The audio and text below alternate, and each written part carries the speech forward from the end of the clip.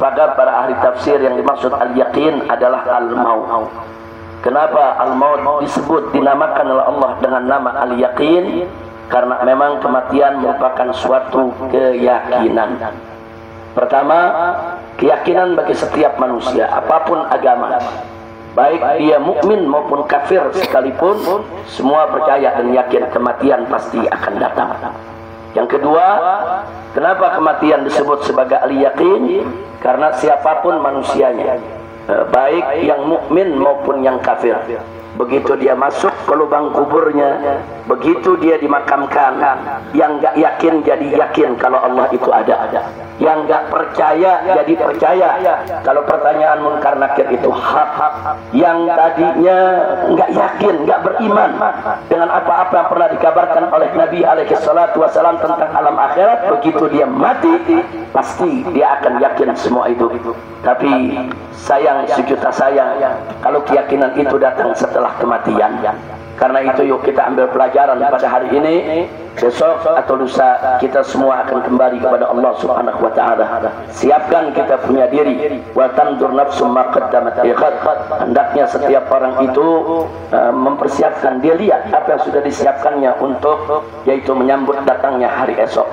Hari esok, saudara, terbitnya matahari belum tentu kita alami, tapi kalau hari esok kematian pasti kita semua akan mengalaminya. Nah, karena itu sekali lagi, yuk mari sebelum ajal menjemput kita, jangan lupa Allah nyatakan dalam ayat yang lain, di kulli ummatin ajal, fa idza jaa ajaluhum la yastakhiruna sa'ah wa la yastaqdimun. Setiap umat itu ada batas waktunya. Kalau batas waktunya, ajalnya sudah datang, maka tidak akan pernah bisa diundurkan maupun dimajukan walaupun hanya sesaat. Itu pelajaran pertama yang kita ambil dari pemakaman hari ini. Yang kedua, sebagaimana tadi saya sebutkan di pertama, Nabi sudah mengingatkan kepada kita semua.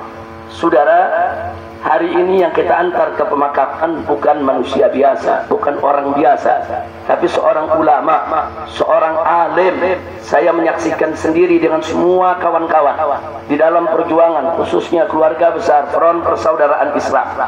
Beliau adalah seorang yang alim dan beliau punya akhlak yang karimah. Beliau seorang dai, beliau juga seorang muhtasib yang menegakkan amar ma'ruf nahi munkar.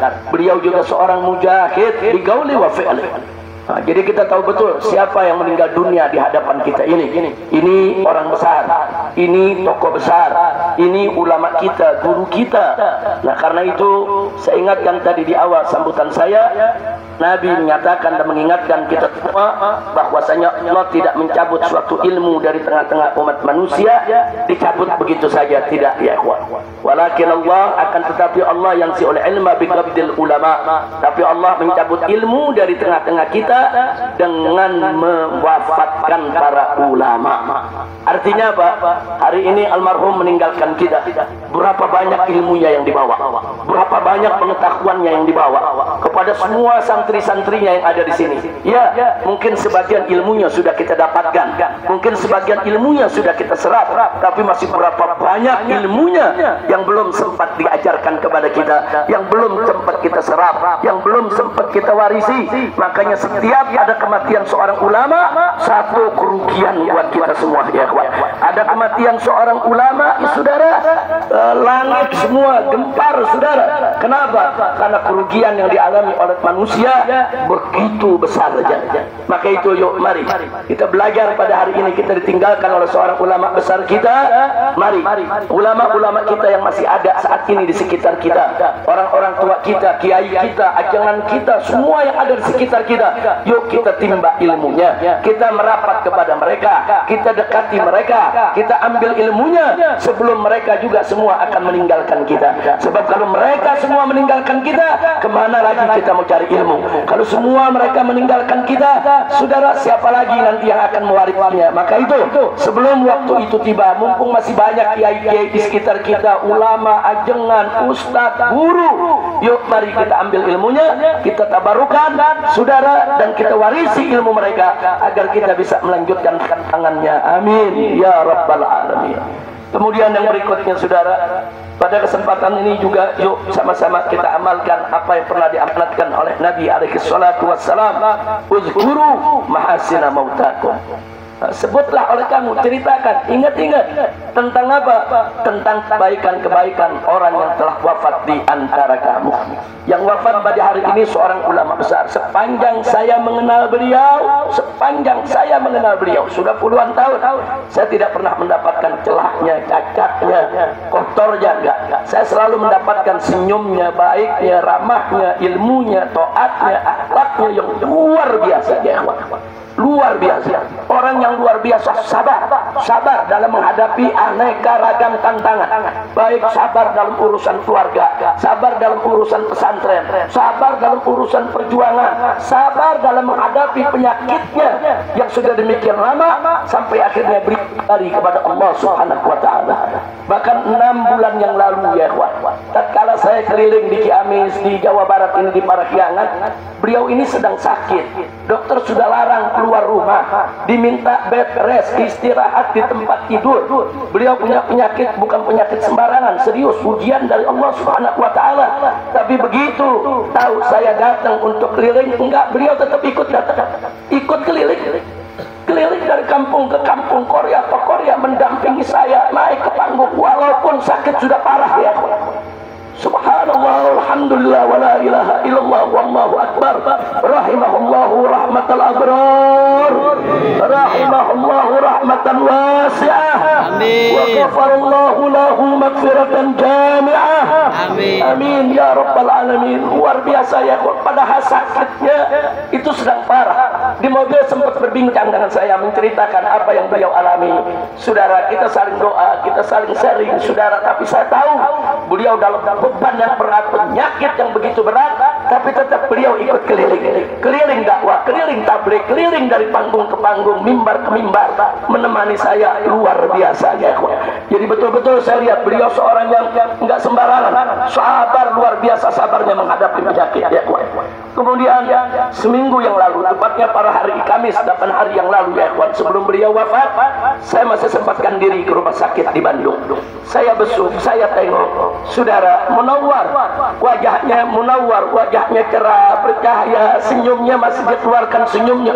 Padahal ini detik-detik lagi kronis, lagi kritis penyakitnya, tetap beliau tebar senyum, tetap beliau mengungkapkan beberapa kalimat di kuping yang menghibur, saudara. Subhanallah. Jadi sekali lagi saya hanya ingin menyatakan bahwa Kiai Haji Maksum Hasan, saudara, ini orang yang luar biasa. Saya nggak bisa lagi berkata-kata lebih banyak lagi, tapi cukup apa yang beliau perjuangkan selama ini, itu akan menjadi saksi di akhirat annahu min ahlil khair. Nah, karena itu saudara, dan nggak sampai di situ, beliau alim. Kita tahu di sini semenjak zaman almarhum Kiai Haji Abdurrahman bin Kiai Haji Sadri, dan juga sebelumnya setiap bulan Rajab Sya'ban ada pasaran di sini, ya. Dan belakangan beliau yang ajarkan itu, dia kalau udah masuk Rajab Sya'ban nggak keluar pesantren, betul-betul mengayomi santri-santrinya untuk menurunkan beberapa kitab, ya. Dan beliau juga termasuk front pembela Islam sampai lahirnya front persaudaraan Islam.